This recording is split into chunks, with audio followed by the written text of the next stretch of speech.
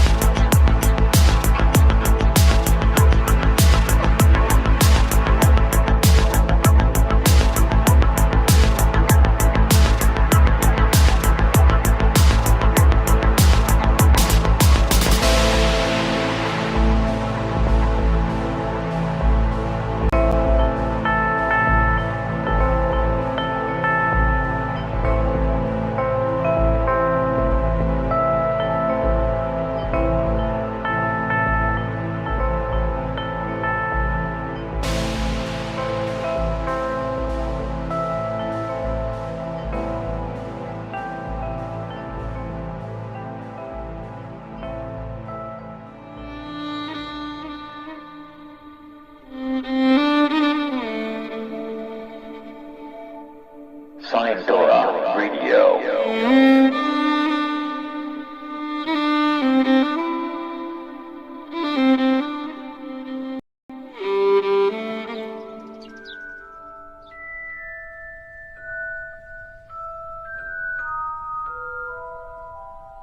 Merry Christmas!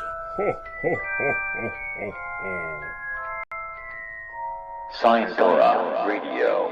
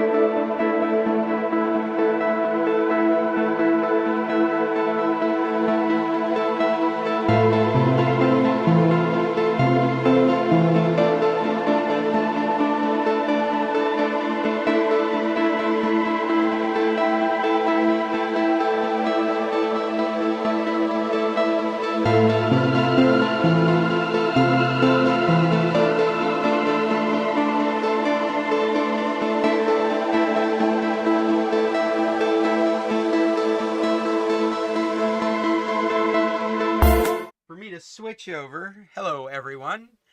I've just hit the button on our stream to YouTube. This is the San Carlos Computer Club. I'm Scott Stimson from International Computer Solutions, and we meet here every Tuesday at 10 to troubleshoot our Google Meet problems. If that's all our meeting turns into, is how to have a remote meeting. Jim is back. Can you hear us, Jim? I can hear you. Can you hear me? Coming through perfect. No issues. I just did it again, so I'll about all that. I'm sure you had a lot of interesting things to say while I was looking. With your headsets, is that the same pair that's given you problems before switching devices? It has, and it works. It works really well with the old iPad. But I have used it on this, and sometimes when Carolyn jumps onto this, it'll switch over and start to play me the other computer. So I don't know what to do with it. I got another question. When you say switch over to this, are you on a laptop right now? I'm on a laptop, but I usually use an iPad. But the iPad is so old it can't. I can't get this. It's a Macintosh laptop you use, right? Yes, and a MacBook Air. It's a pretty old one, but. And you're able to see the headset appear in your laptop in the upper right-hand corner on the menu bar there, when I turn it on. Yeah, when you're connected. Now, forgive me. You said it's very old, and I'm not remembering exactly how it looks in the older operating system. But in the newer operating system, there is a volume control that there's always been a volume control up in that bar. And if you go up into that bar... Oh. Now what am I doing different? That's really funny. Because what I've got now is a control center. What I was going to say is, in the newer one, I've been able to see which speakers I'm using and switch them right from that control. And what I'm realizing is that must be the older operating system, because the one I'm using... There we go. I'm sorry I can't show you this because I'm looking on my Mac, and I'm hosting this meeting on my Windows computer. So in the newer operating system, there's like this control panel, very similar to what you have on an iPad, but it's tailored for the Macintosh desktop environment. And so in that control panel, when you bring it up, it shows you your Wi-Fi connection, your Bluetooth connection. It shows whether you're running AirDrop. It gives you the option for screen mirroring. It also has for the notifications, there's this focus option. As you go down this list in the control panel, there's one that says sound, and there's an obscure icon off to the right of the sound adjuster, the thing that goes back and forth for raising and lowering volume. It's a pyramid with waves coming out of it, and when you click on that, it shows you all of the sound sources or sound outputs for your device. And so you would find listed in there MacBook Air speakers, external headphone, and the name of your Bluetooth headphones should be listed there, and it should be in blue if it's activated.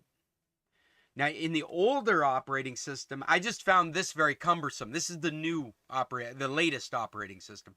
I found that very cumbersome to work my way through. I understand what they're doing, and I can change. I always do.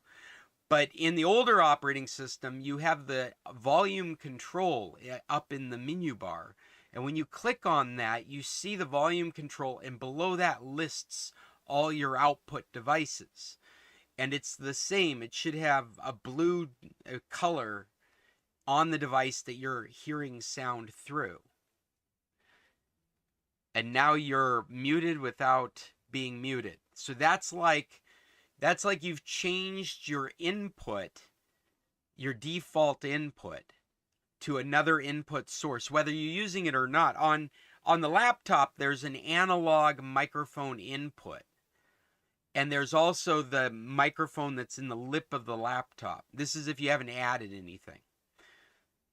If you've added an external webcam, there'd be a microphone in that. And so that also would be listed in that microphone, the input list. What I was talking about is the output list. But the microphone inputs can be found in the input list. I think you actually have to go into sound preferences to find that on both the new and the old operating systems. If you clicked on that same speaker to control the volume, down at the bottom it would say sound preferences, and it would take you to the system preferences panel under sound.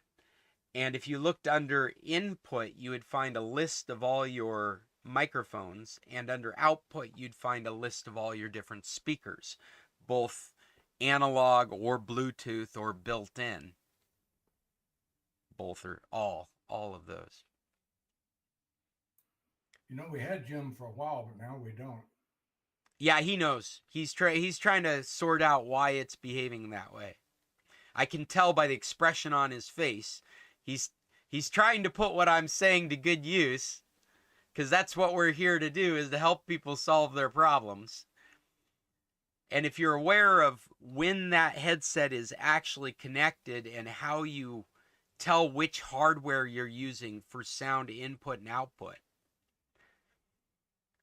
and when you've got all that set correctly, then there's one other place, and that's in the Google Meet, where you can have it set to your default inputs and outputs, your default speakers and microphones, or you can choose explicitly which speakers and microphones you want to use. Which is something I find myself doing in my meeting. I have a microphone that I'm using for the meeting, and then there's another microphone I could use for my recording. And so I go into Google Meet and I explicitly tell it which microphone and which headset I'm using, instead of relying on the default, because I change things all the time and the default is sometimes not the same thing. We're going to get an update from Jim after he plays around with the system a little bit. And we might also watch him turn it off and turn it on again, because that works. Well, this is a small meeting today. I feel like people must be recovering still from Thanksgiving. Did everybody have a good turkey day? Yes. Jim's back. Can we hear you?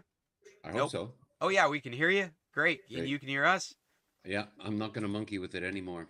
Yeah. I'm going to it's have a- to get over. I got to get your address so that I can actually bring some of this hardware to your house and figure some things out.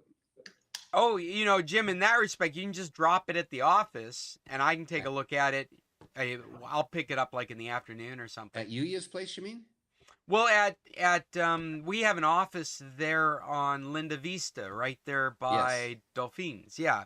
That's And right. so that's Yuya and Sony. They do work out of that office, and Mhm. and Yuya brings me home projects. So I get so it's just more convenient for people because it's right on the main road. Well, it may be, but a lot of my problem is operator error, so I might have Oh. to drop myself off. Well, then we should set an appointment, and we'll come together and do some work at some point. Anyway, we'll have to organize that sometime offline here.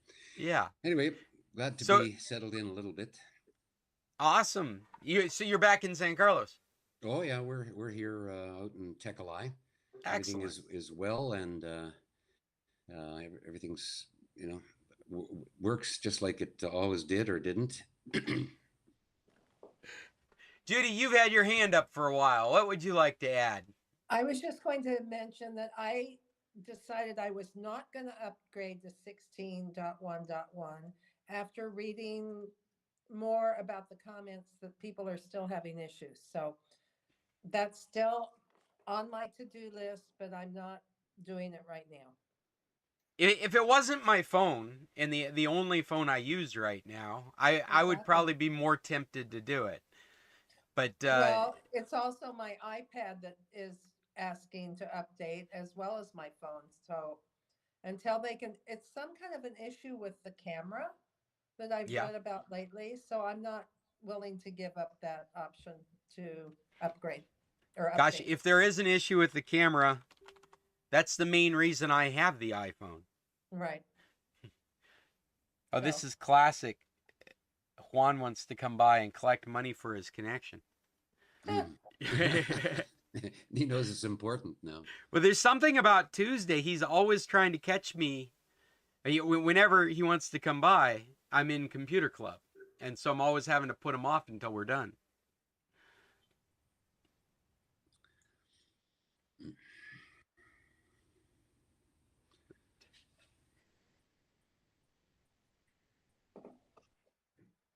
I don't know what it is about Tuesday.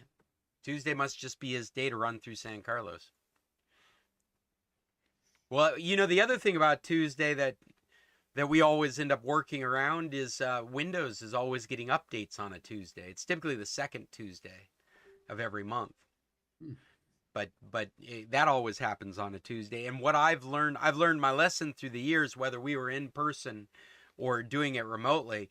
I do all my updates before I ever show up for the meeting. So that's not an issue. Then nothing's going to be asking or trying to download in the background or popping up and giving me messages while we're doing this, because I've just gotten in the habit of making sure all that stuff happens first. So I don't know what's on the agenda. I don't know if you folks brought some of your own topics. I did collect a couple of topics and I stuck them in this document. And if you haven't got it open, I'll just paste that link into our in-call messages and you can use that as a reference. It also has the next meet code if we end up running over, as in my cuppeth running over. The first couple items are always the same at this point. I still haven't started the podcast. We're still not doing in-person meetings. I did want to make you aware that there will be a fundraising event for Scott Bailey's family on December 11th at the Athletics Club. If you want more information, there's a flyer at the bottom of this document that gives you information about what's going on. This is just Lupita and the kids trying to get settled after his passing. I also brought a couple of news articles here I thought were really interesting, but just like Jim's sound issue we've been trying to solve over a couple of weeks, I am open to talking about anything and solving anybody's problems. If there's any questions out there or something that's happened over the last week, I see Chester's already got his hand up. What do you got, Chester? Yeah, I didn't know Scott Bailey, so tell me about him. Scott Bailey was the TV guy. He was Scott the TV guy. I was Scott the computer guy, and he was Scott the TV guy.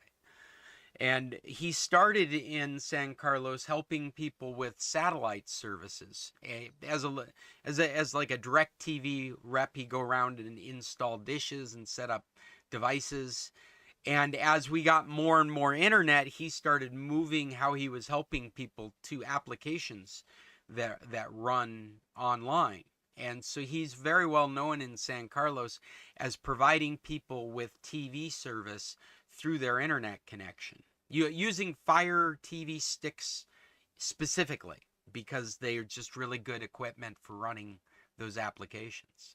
He's even provides TV service for my folks. And so Scott's been here for many years now, and I've always had to have interactions with him because we have a lot of the same customers, and we have the same name, and we almost do the same kind of work. We run around and help people with technology. But I never did the TV stuff, and he never did computer repair. He stayed strictly in TV stuff. And so we would have to carry each other's contact information around because somebody undoubtedly at some point would be talking to or about the wrong Scott, all the way to the extent where people were a little concerned it was I that passed away a couple weeks ago. Even more so because my wife was passing information around online of Scott's death. Both Scott and I are married to Mexicans and have two güero little girls who aren't too little anymore. They're turning into teenagers. And so people got us mixed up all the time. I guess the reason I didn't know him is I used Shava for years.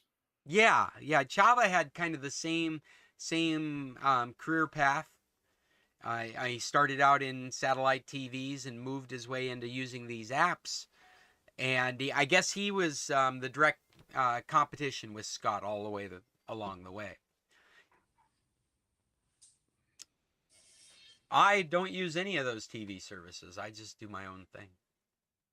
But I always would recommend Scott, and I would have recommended Chavez if the situation was appropriate. I always recommended Scott because he was so helpful for my folks, and what he really sells is a lot of customer service, or had sold a lot of customer service, helping people with remote controls and trying to dial in why they're having problems, and at times even having them call me because their issue was an internal network problem. Good morning, Mom. We're just getting started. Have you brought any topics for us today? Your or Fitbit? Is there a problem? Oh, you're muted, so I can't hear you at the moment. Oh. You're muted. I know. There you go. I got it. I'm moving terribly slow today. I have a new Fitbit because I could not figure out how to get a battery for the old Fitbit. So the first thing you do is you charge it, right? And then when you look at it, the introduction is choose a language, and it puts you through 100 and some different languages. When I went to push for USA, I hit France. I don't know how that happened, but now I don't know how to undo it. So I think it's French. I can't, yeah, it's gotta be, I don't know. Everything, Busca el aplicación de, maybe it's Spanish. Sounds like Spanish. It sounds like find the application. Yeah, but I don't know how to get it out of that language. Anybody got a hint? Do you what model is it? It's a Vera 4. A Vera 4. Fitbit Vera 4. Let me do a quick Google search and see. I think probably the best way to deal with it is to do a hard reset if it's possible. And what that would do is it would force the machine to drop all the settings and go back into this setup mode again. So you wouldn't worry so much about changing the language to English from French or Spanish. You would just worry about setting it back to square one and trying again. Okay. So let me just see if such a thing exists on the Fitbit. This is something that exists on a lot of different technology, like It was routers. the first thing, my first thing I had to do, and I did it wrong. Not because I didn't understand it, it's because my thumb went to the wrong spot. Mhm. I've done that with permission things before. It's like, no, I didn't want to give that permission. Damn it. How do I get to the permissions now? Yeah. I'm doing a Google question that's pretty straightforward to me. It's how to reset Fitbit Vera 4. Oh, I probably could have done that, but I'm not thinking very well today. You okay? You sound a little congested there. Yeah, I don't know what apparently everything's going on in here right now in terms of COVID, flu, that RS The something. RSV, yeah. Yeah. But this doesn't seem like anything like that. I think I'm just having a real bad allergy attack. I'm hoping for that.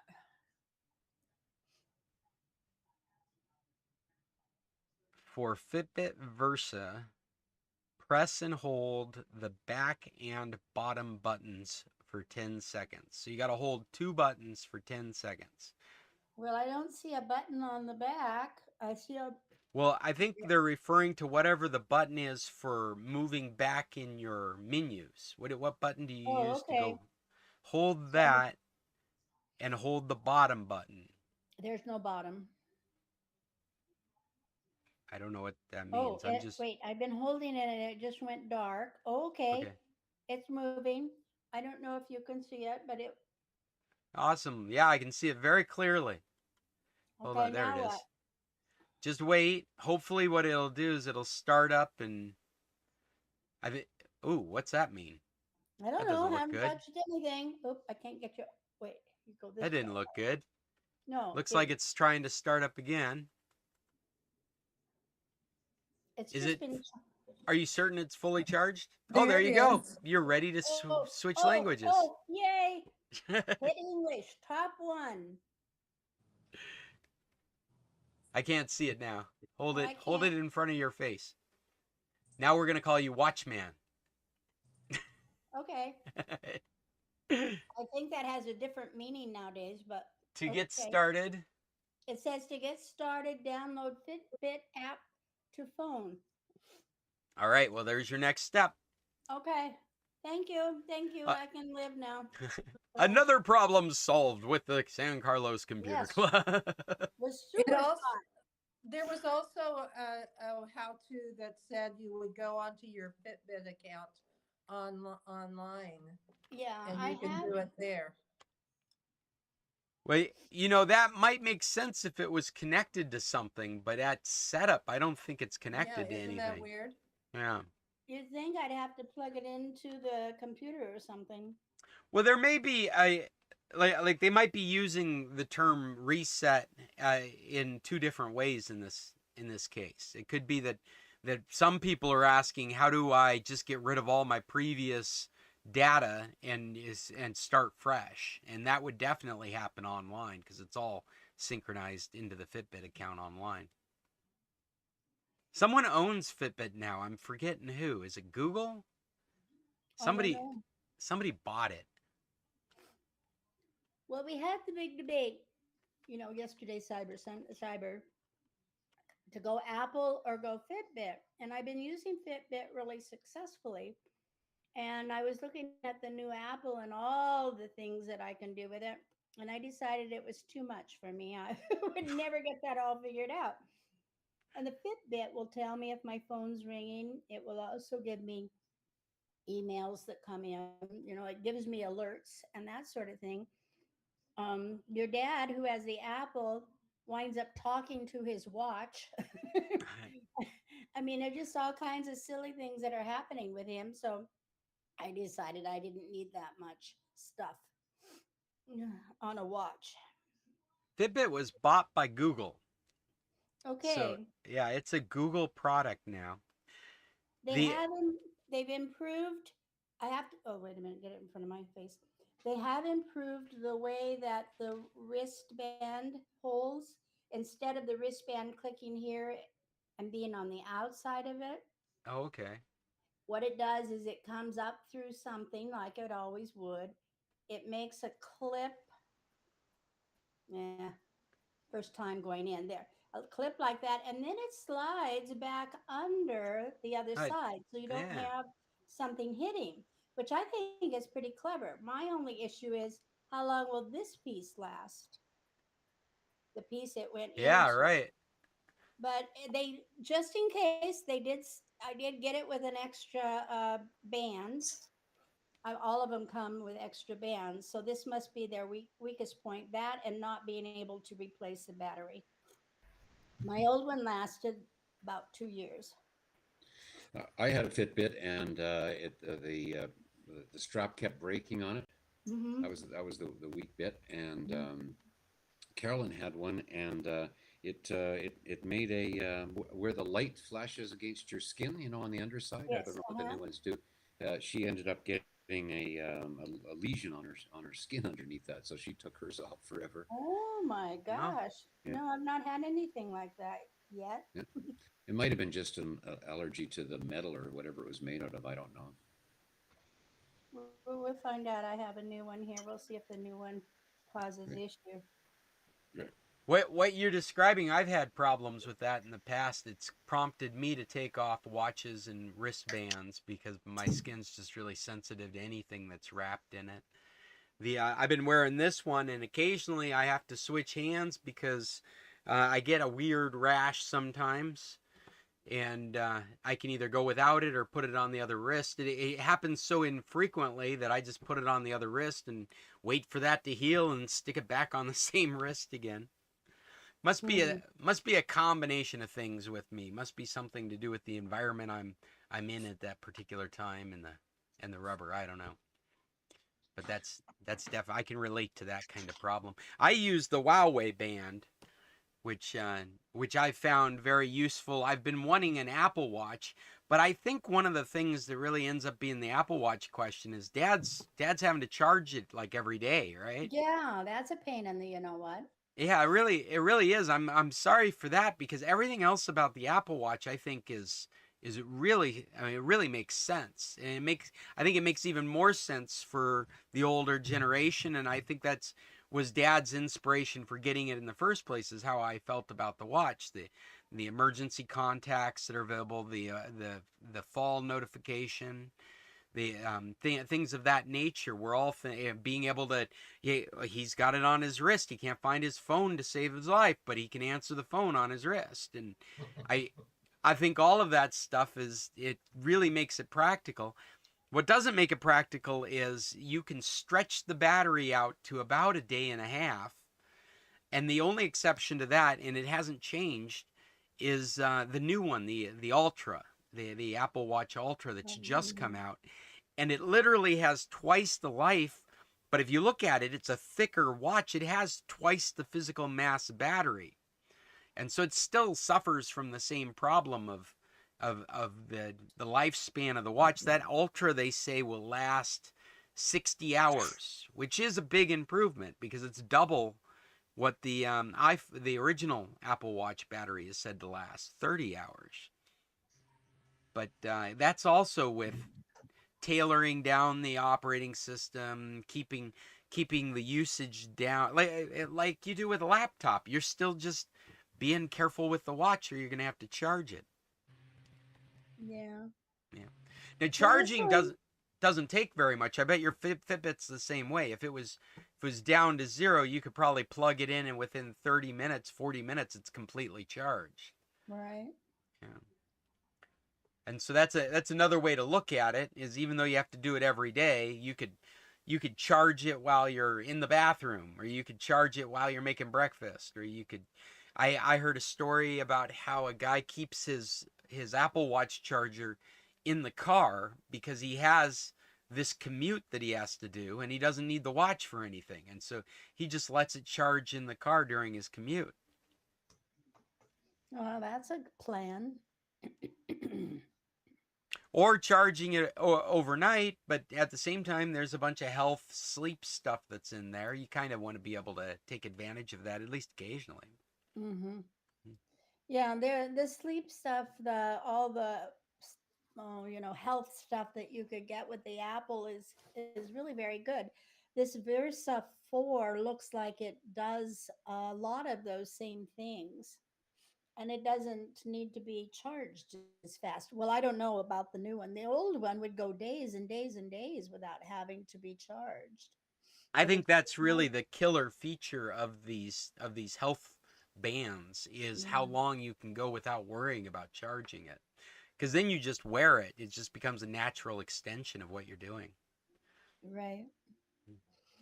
The do you use the Apple Health data that Dad, no, I don't know. You'll have to ask him. I know. I was actually referring to you because you have a Fitbit. Do you rely only on the Fitbit health data, or do you share that to Apple Health and look at Apple's metrics on it? Which is something that you should be able to do if you're not doing it. Okay. I don't know You, anything about that. I'm going to see you soon, so you can help me. yeah, yeah. But I've found that to be interesting because I have a Huawei band. I use the Huawei Health app, and that's like the number one place I look for analytics, the metrics that it's. But I let all that data go into Apple Health, and this isn't a discussion about privacy, so I won't go into sharing data with third parties or anything of that stuff.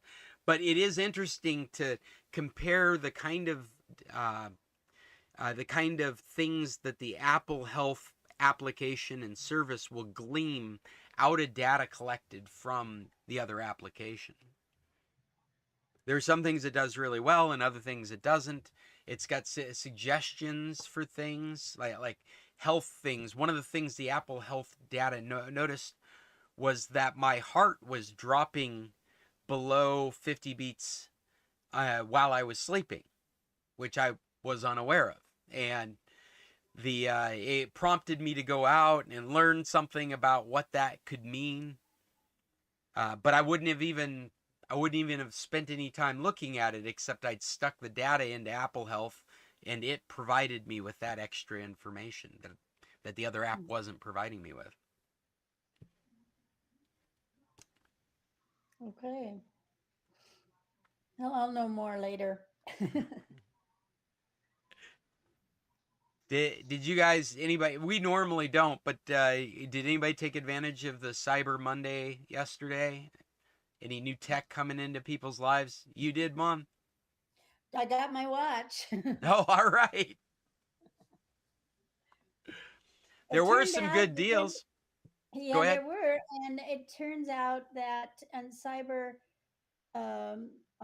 Monday there was an 80%, no, 80, not 80%, $80 off if I bought it on the through the computer. But if I went to Costco, it was down, it was $80 off and the same price, which I thought was very interesting.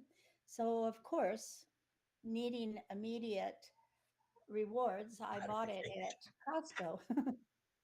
Well, Costco has done such a good job of the security of buying something and there being a problem with it and just taking it back. Of course, you'd Yeah. go to Costco and do it. I have 90 days to take it back. 90 Yeah, days. that's great. And one of the problems that we suffer from in Alaska is the whole battery issue. And Mm, so you buy online and it comes to you under special circumstances. And if there's a problem with it, it has to go back under special circumstances, all because of the batteries being transported through the air. I like how Cheryl joins us up in the corner here. It's like her eyes are popping up into our meeting. Good morning, Cheryl. Welcome. she's gone. I hope Where'd she she heard. go? She Oh, could hear no, me. there she is. She doesn't want to show her face. Maybe she just, well, there she is. I was going to say, maybe she just woke up. Nope, looks lovely as always.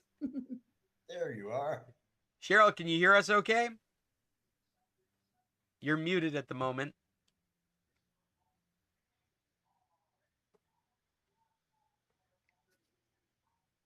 Yeah.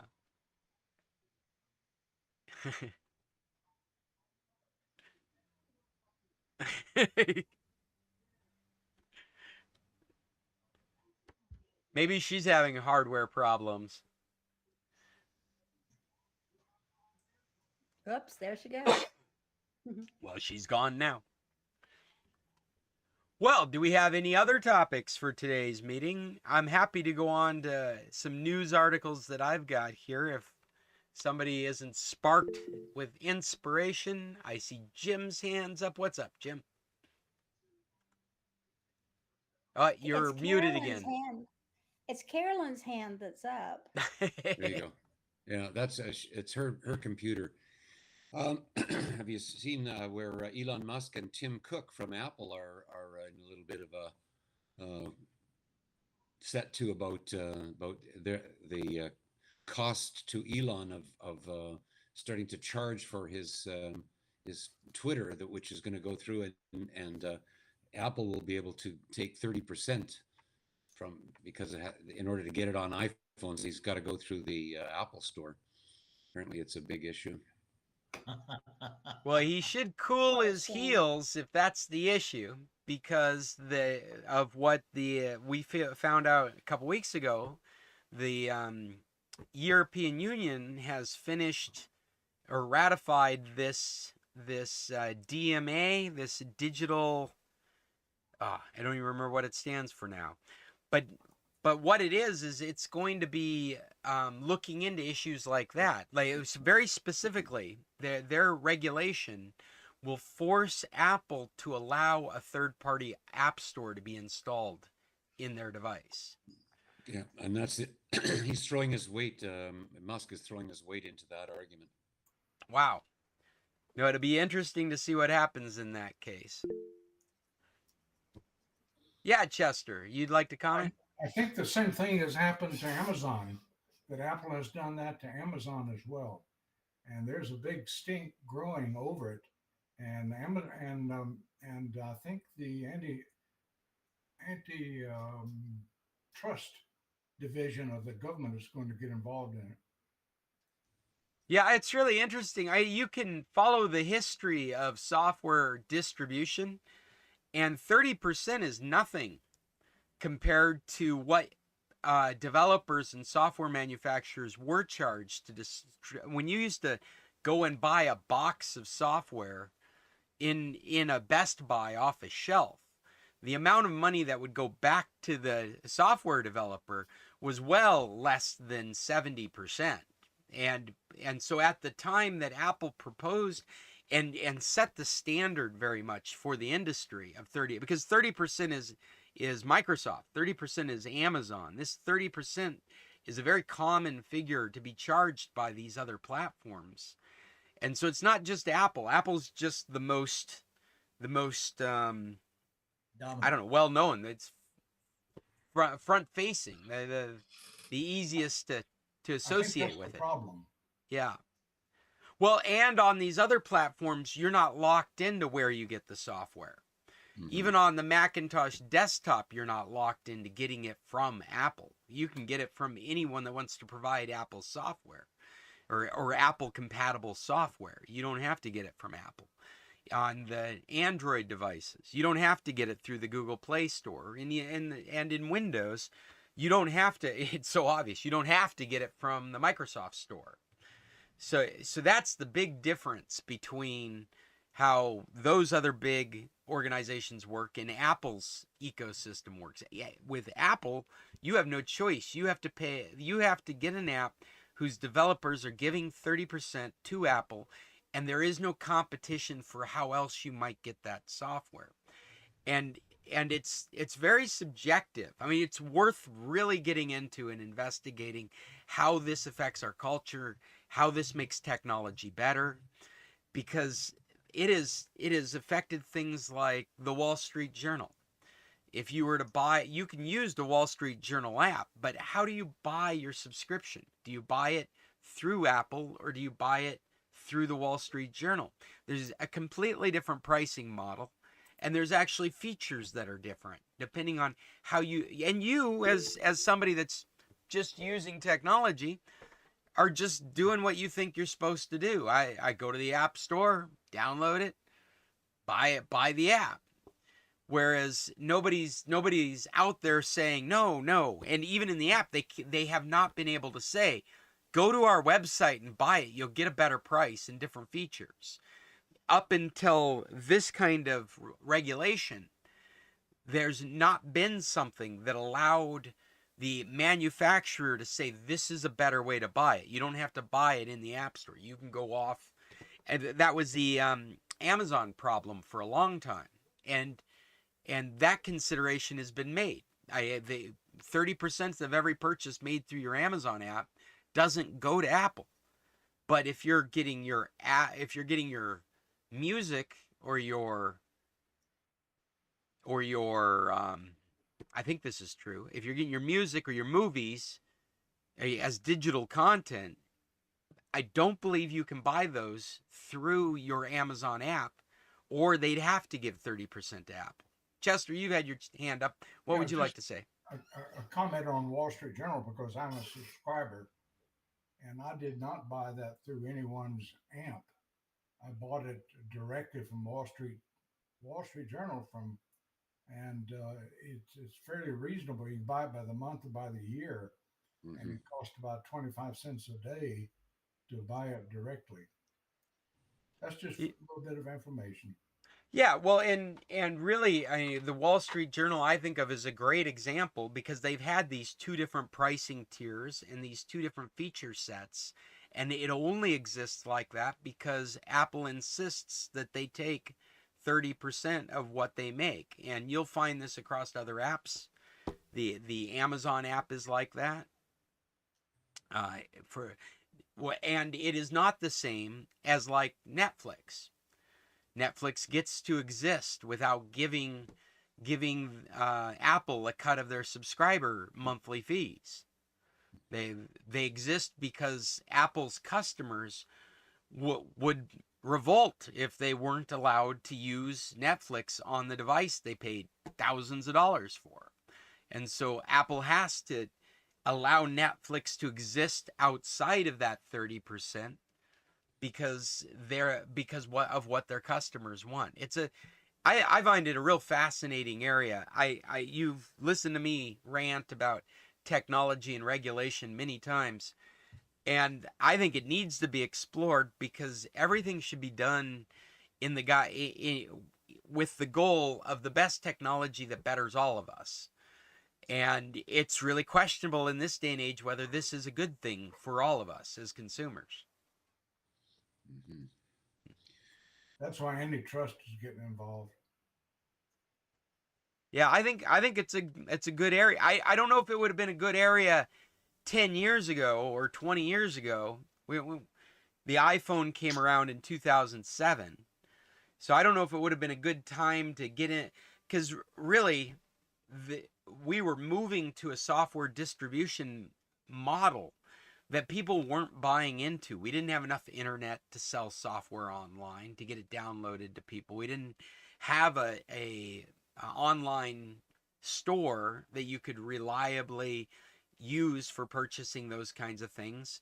They didn't even have a good system for subscription models. Subscriptions used to really scare people because it wasn't even clear whether they were going to be there next year. Everything being based in the internet made every bad internet experience associated with the prospect of doing business that way. But now, after having fortified infrastructure, I don't know about you guys, there are very few websites that cause me to be concerned about purchasing from them. I used to only purchase from Amazon because I felt like they had it dialed in. But I just bought presents for my kid from a site out there that satisfied all of the constraints that I would have for being able to purchase. It was not Amazon, it wasn't Google, it wasn't Apple, but I felt comfortable buying online with them. And to me, that's a sign of where we've come, from where we've come to where we are now, indicating now is the time to start re-looking at some of these issues and seeing the arc that it's shaping for our culture. It is one of the richest companies in the world. It may be time to reinvestigate what really should be the direction of this kind of stuff. I don't know how we ended up talking about that, but that's okay. I have no segue except my first news article. Oh, Jim, go ahead. Well, I just about what Chester was saying there. We used to get our New York Times through their own website, and then they gave a special offer. They were giving people a real good deal. It was, I think, almost a third of the price we were paying, and we got in touch with them and said we wanted to switch over, and there was all kinds of trouble around it, and basically we now get it for nothing. They we're in there, and they don't seem to send us any bills. I hope I'm not bringing on the wrath of God on myself by saying that, but it's I've never found Apple not to be able to find me when they needed money, though. Well, that's one of the distinctions between buying through Apple and buying through their website, is because they are being the middleman for the processing. You're using your Apple payment system to pay for that service, as opposed to going to the website of, for example, the Wall Street Journal or the New York Times and paying for it directly there. Even though the Wall Street Journal app would allow you to use your Wall Street Journal account, the real question is, how did you pay for it in the first place?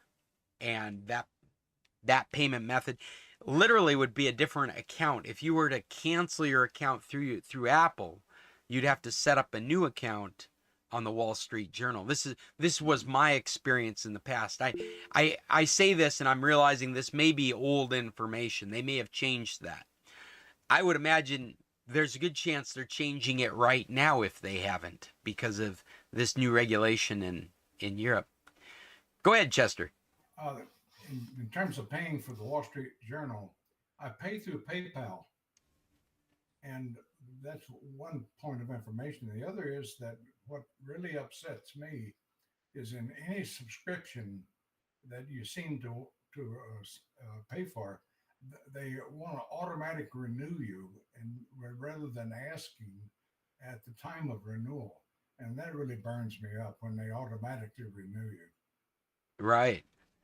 Well, it's become so insidious that you become aware of it as you're doing your signups, to go look for that checkbox and read it closely what it means. It's because all you have to do is forget, and all of a sudden you're getting auto renewed.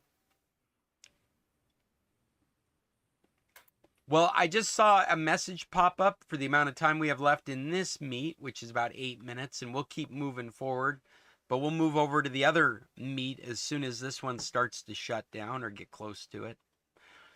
I did bring a couple of articles with me, one that I thought you guys would find interesting. We've talked about this a little bit in the past, is the idea of 3D printing homes.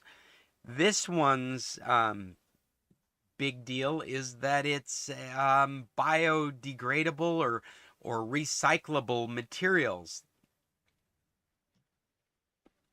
They're using wood fibers and bioresins to print a home. They say after the two sections, there's two sections to it. After the two sections have been printed, they can assemble the house in under a day. Later, you have an electrician come through and do electricity, says here in this article, it took one electrician about 2 hours to wire the entire house for electricity. So this is beginning to end, planned out for building with recyclable materials and quick assembly. This is a 600 square foot prototype that we're looking at on my screen, this picture here. And then this article goes into talking about where we are with this shortage of housing. The ASCC, the Advanced Structure and Composites Center in the university, I think it's in Maine. Yeah, the University of Maine's Advanced Structures and Composites Center. They're talking about how there's a growing shortage of about 20,000 houses across the state of Maine. So the idea of being able to quickly assemble housing that won't add to greenhouse effects. They also talk about how the 3D printing that we've seen so far have almost all been related to cement, and cement is one of the big greenhouse gas contributors that we're trying to get away from. So printing houses, not a new topic. Assembling them quickly, not a new topic. Housing shortage, not a new topic. But biodegradable materials and reusable materials in printing houses, that's the new topic.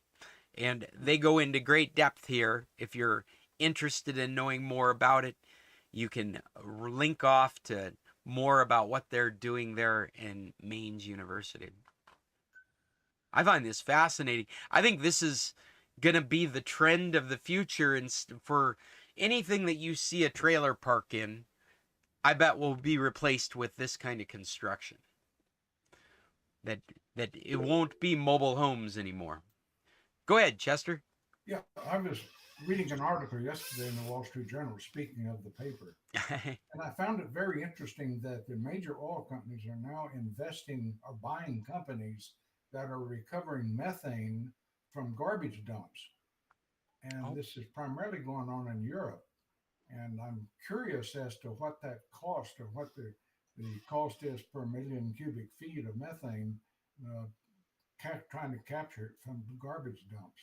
I can understand trying to capture it out of a coal mine, but I'm curious as to how they're getting it out of a garbage dump economically.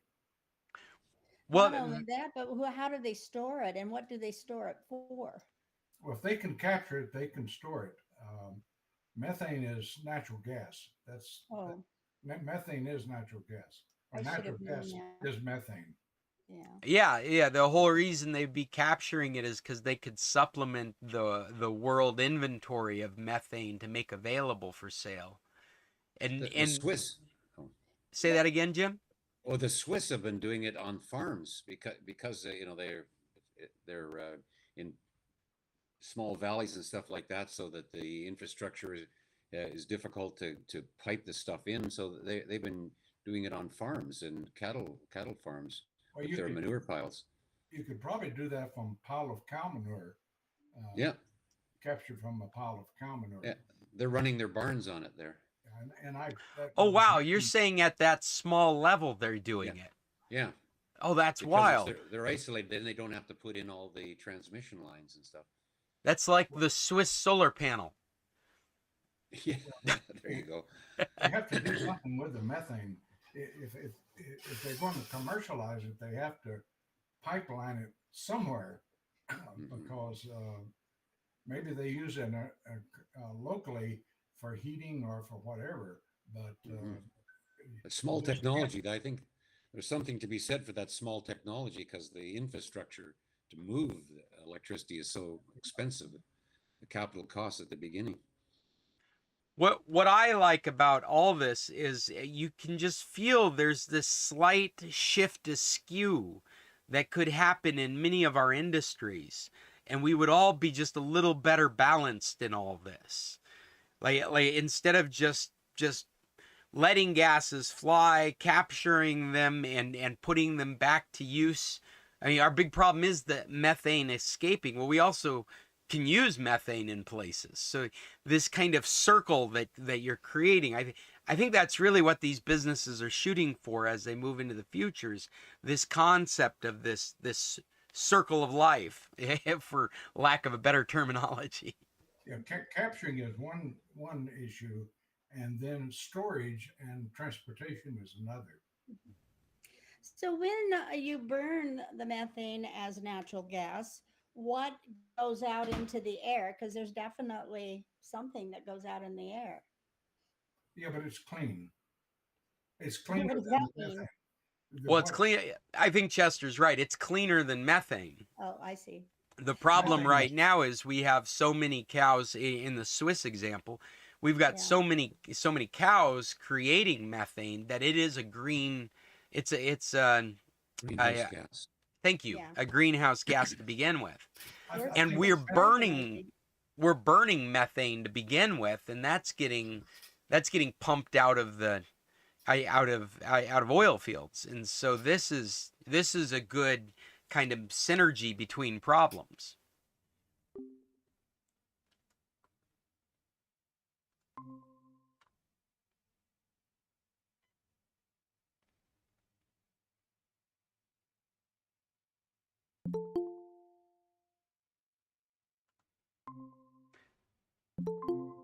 You win. Am I first? You're first. You win. That never happens. I'm usually last at everything. Well, I have some personal experience with this methane situation and natural gas. My sister has Wait, a this gas. isn't going to be a story about Dad, is it? No, this is about my sister. Well, he makes his own. Anyway, she has this beautiful range in her perfect kitchen. And it's, a gas range. It cost a bundle of money. And it has in the back, they couldn't bring down the hood to, let exhaust out. So what it has is a slide in the back of the stove that raises, and you're supposed to have that draw all of the gas off, gas or exhaust, whatever. Well, my sister's been so proud of this stove for so many years. It's just been a centerpiece as far as she's concerned with her cooking. She now has both her children, a son-in-law, and a granddaughter living with her. So there's three generations, and her husband and her are perfectly happy with this stove. The son-in-law, the daughter, the son are all after her to change her stove because of all the gas that they are inhaling when it's cooking. I just Hmm, was that's wide-eyed. I interesting. hadn't heard that people were making those kind of changes in their homes from wonderful gas stoves, which I never really got adapted to myself. But now at my sister's home, they're even talking about all the barbecuing they do and how they're going to have to figure that one out because of all the stuff that's released in the air and into them personally. Oh, it's really interesting. I personally have never thought of that as being an issue before. I mean, unless the gas is on and not being burned. Yeah, you would think, yeah. No, I don't know. It was a surprise to me. Hmm. I hadn't read anything. Chester, you have a comment? Oh, you're muted Yeah, at the moment. I suspect that the gas is being burned, but what's Yeah. being exhausted is the CO2, and that's only a fraction of the effect on the climate as the methane is or the natural gas is. So it's Well, not natural gas that's being emitted; it's the burn from the natural gas, the CO2. But when it's I think less dangerous. if you take that a step farther, I think they must be concerned about the excess CO2 that they're inhaling Well, they're versus, exhaling CO2 as well. So yeah, yeah. So I think they're concerned that Mom's talking about is if we switch to electric, was that the option? They wanted to switch to electric Oh, of course. because there What else wouldn't is be there? any exhaust of CO2 from burning natural gas. No, just from the food you burn on your, which I do quite often. My comment would be it's insignificant. Well, I kind of feel the same way. I think that's Mom's point too, is they kind of feel like that's an insignificant amount of compared to the grand scope of problems we're dealing with. That's far from that's like on the side of taxes. That's like taxing me. It's you're gonna solve the world's problems collecting my taxes. Jim, you have your hand up. What would you like to say? While we're talking about stoves, there's a very low tech kind of stove that is out of England called an AGA. I don't know if anybody's ever heard of them before. Anybody there? It's cast iron, and they used to burn coal in the old days, but now they've got gas ones, and there are 3 ovens, and there's a whole cook surface on the top that is during the cool season, which is a long time in England. You run that, and it basically heats your house because it's this big piece of cast iron in your kitchen. That's always, and you can just lift a lid on the top of the stove and put your pot on there. It's already on high, and every oven is set at a different temperature. So you got a low, a medium, and a high oven, and they're always available. All you got to do is just open the door and put it in, and it's going. And they have a flue, so the CO2 doesn't get into the house. It goes up the chimney. So, Am I for looking your at a picture of what you're talking about? AGA, yeah, there you go. They're cast iron. They're beautiful things. It's hard to imagine that they would be able to warm a large house, though. It sounds more like a Well, small place. yeah, the Brits are they don't seem to mind cold bedrooms, and they have all sorts of little ways of space heating because they don't heat the whole house all day, like Yeah, we do in North America, yeah. heating empty rooms while we're They away. they are beautiful though. Wow, that'd be a very cool thing to have. Yes, I've coveted them for and but it's if even if you got one for free, I think the installation would cost quite a bit. What was Yes, the name Chester. again? AGA, AGA. AGA. Yeah, good. Yeah. AGA. Okay. Yeah, There you go. Chester, There. You what get, would get you one like of to those, comment? and then your sister will be jealous. Ah, there My you go. comment is I have some friends that have one.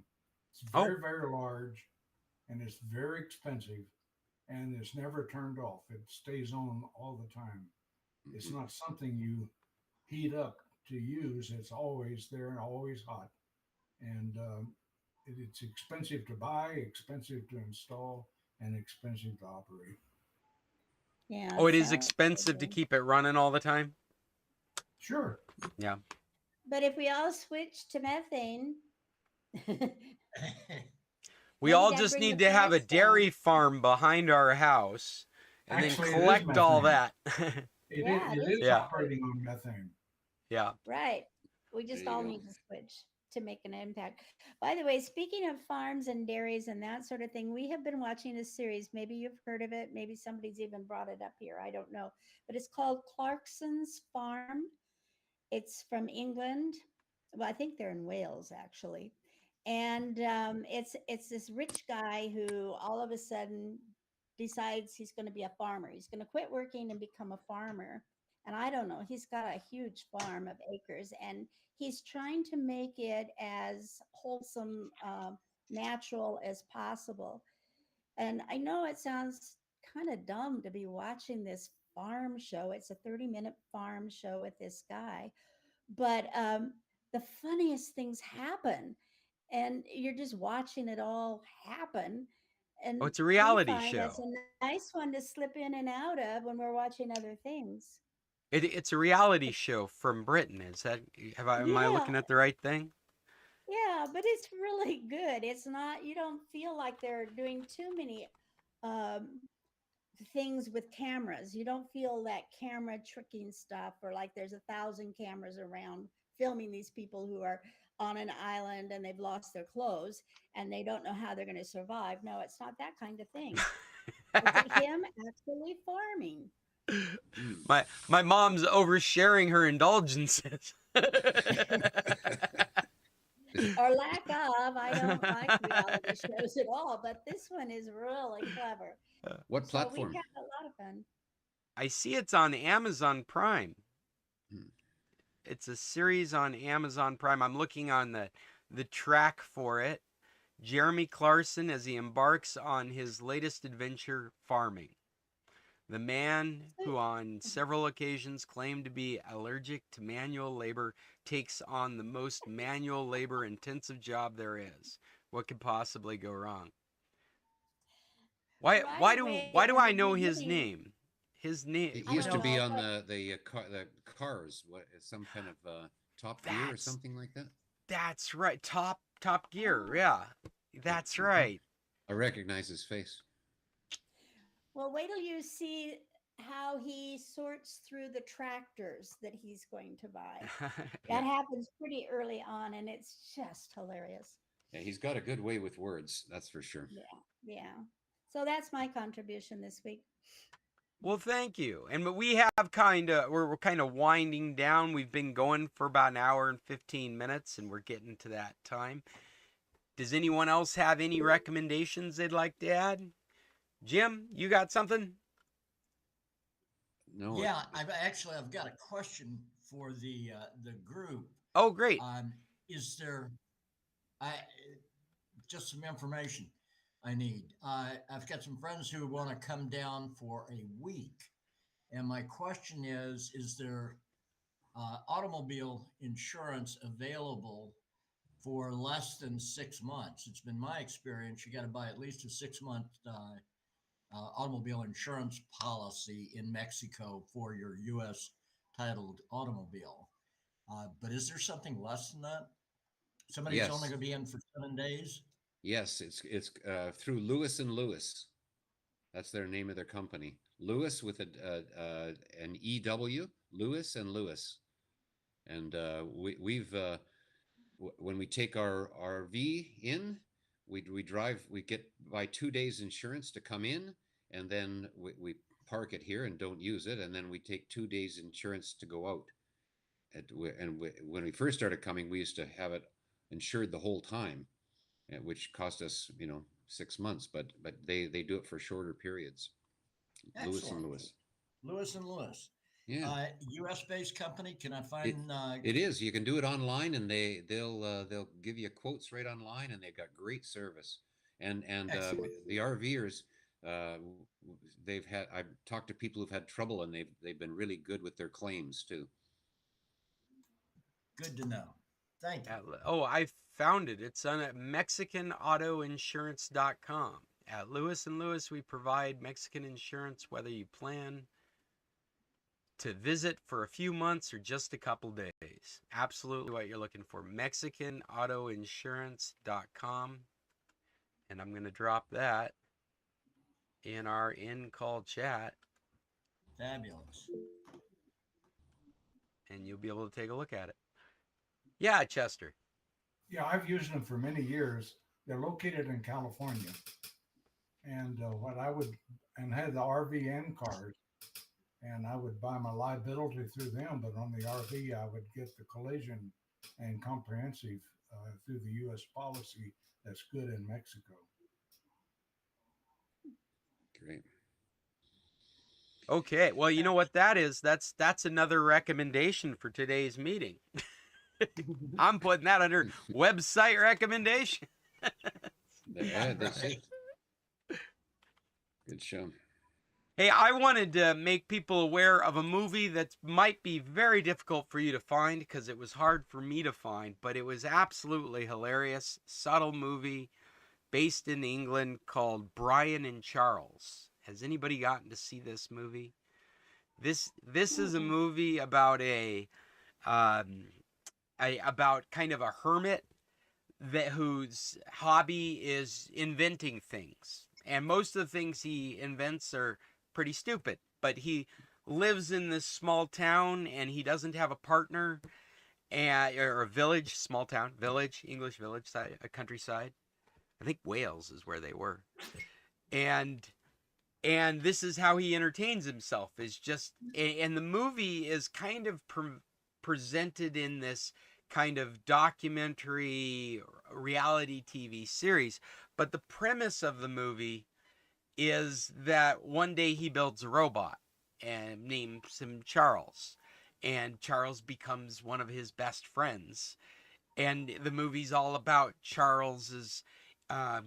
You watch Charles go from juvenile to adolescent to adult in a very short period of time, and the antics that accompany those different development sequences. And it's just a really fun, charming movie. We found it on Streamio after trying very hard to find a file that would work. It's a fairly recent movie. I think it's a 2021 or a 2022 movie. And I put a link on the document to the track information for it. It's 2022. But really, really enjoyable independent film. I highly recommend. This is kind of their What's poster. the name again? Brian and Oh, there it Charles. is. I got it. And so you probably would find it on Radiosity. You could find it on Streamio. You could probably find it on Kodi, but I can't find a place that's actually streaming it at the moment.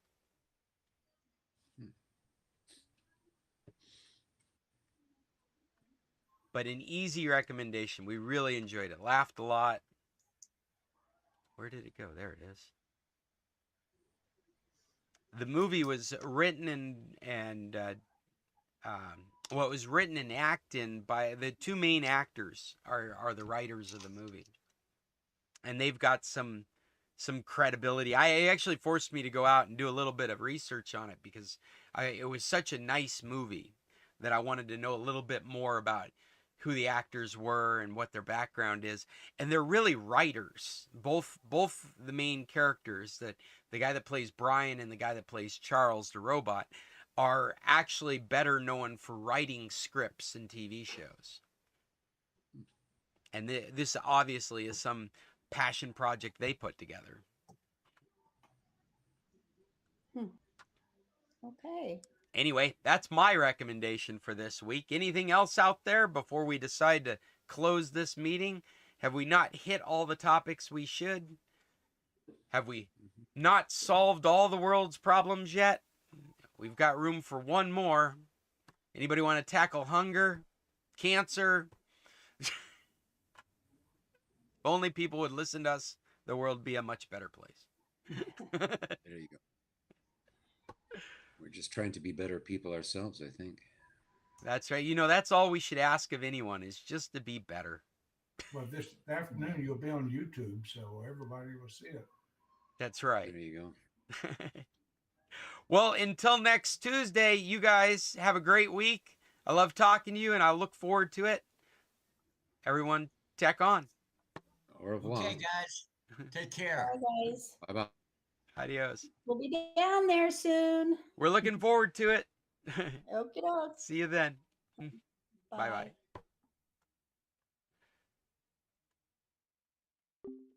Well, there we go. We did it again. And one more computer club finished. If you're interested in the things we do here, then you can look for us there. International Computer Solutions is my business, and if you're looking for help on the internet, I probably can do it. I do a lot of remote work, so get a hold of me, Scott, at internationalcs.net. And if you like this computer club and the things we do, you could check out our website. You'll find links to these YouTube videos, and eventually maybe a podcast will reemerge, but at the moment it's still on hiatus. Until next Tuesday, everyone out there on internet land will say tech on, and we'll see you then. Adios.